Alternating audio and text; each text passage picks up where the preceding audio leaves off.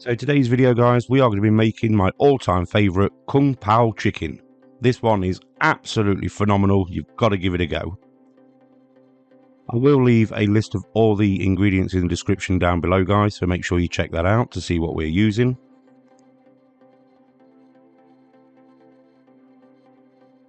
We're going to start off by marinating our chicken. Now I'm using chicken thigh here. You can use chicken breast if you like.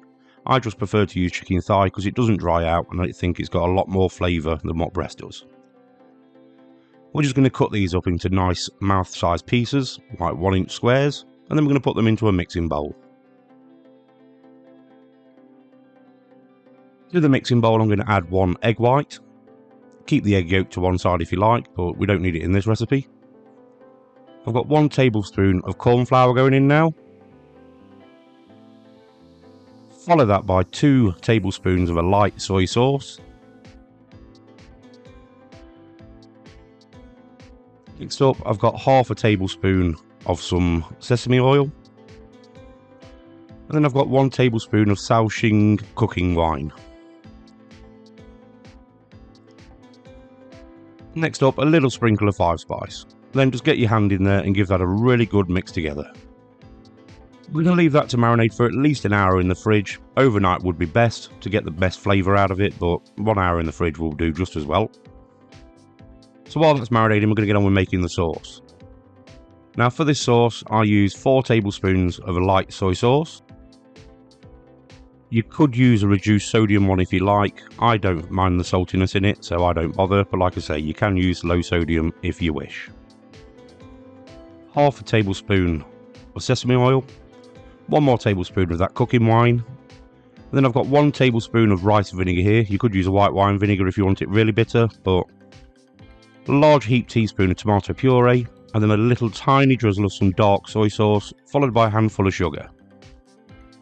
Now just give that a really good whisk together, and that's your sauce ready to go. Now we get on with the herbs and spices. So I've got about a tablespoon of Szechuan peppercorns here.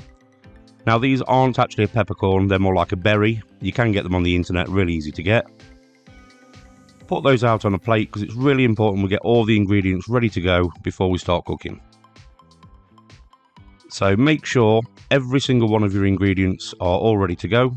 I've got the peppercorns, the chilli, I've got some ginger, some garlic.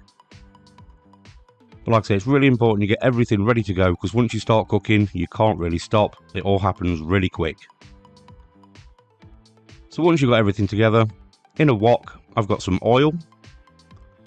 First off, you want to start adding your veggies. We're going to fry these off for about 5 or 6 minutes, just until they start to soften, before we add anything else.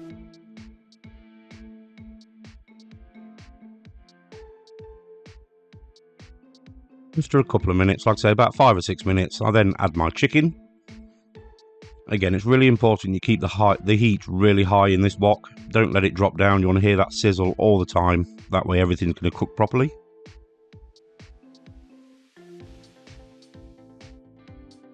After about 5 or 6 minutes, the chicken is almost cooked. So what I'm going to do now is add in all my herbs and spices. I'll say that's ginger, garlic, chilli, and my Szechuan peppercorns. If you can't get Szechuan peppercorn, guys, don't substitute it with normal pepper. It won't work. Just leave it out if need be. The chilli that you use is entirely up to you. I add in a handful of peanuts now. And that's really important, unsalted peanuts. Just remember the amount of salt you've got in that soy sauce. You don't want to overdo it. So make sure they are unsalted. And then we're going to add our sauce.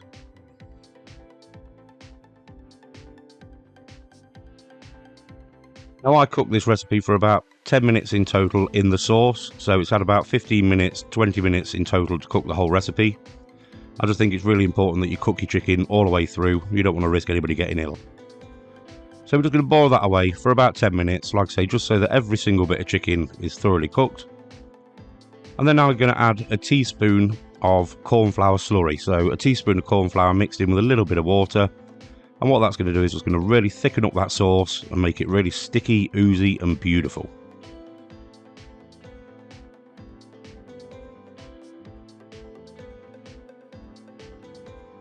You can see how well the cornstarch has worked. It's now really thick, everything's evenly coated and it looks absolutely delicious. All that's left to do now is just serve it up. This will be fantastic with some egg fried rice, or even go with some chips. Why not?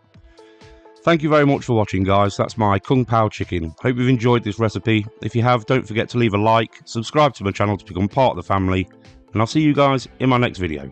Thanks for watching.